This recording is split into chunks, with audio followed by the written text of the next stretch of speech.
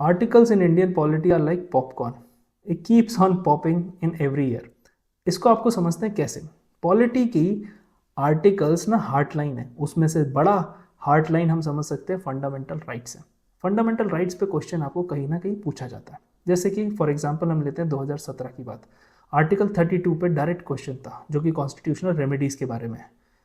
उसमें रिट्स हैं जैसे हेबियस कॉर्पस हो गया, को वारंटो, अमेंडमस है। ये सारी रिट्स को जब आप रियल लाइफ एग्जांपल से कनेक्ट करेंगे, फॉर एग्जांपल एडीएम जबलपुर कल केस से अगर हम देखते हैं तो उसमें आपको कहीं ना कहीं लर्निंग ज़्यादा स्ट्रांग होती है।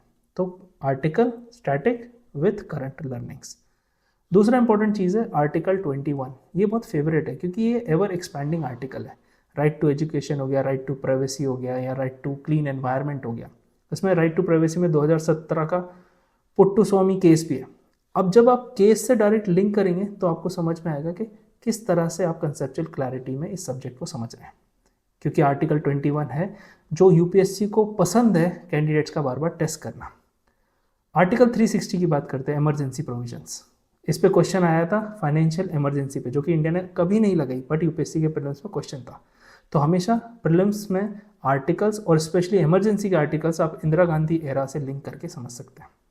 हमेशा याद रखना कि articles are living breathable part of the constitution.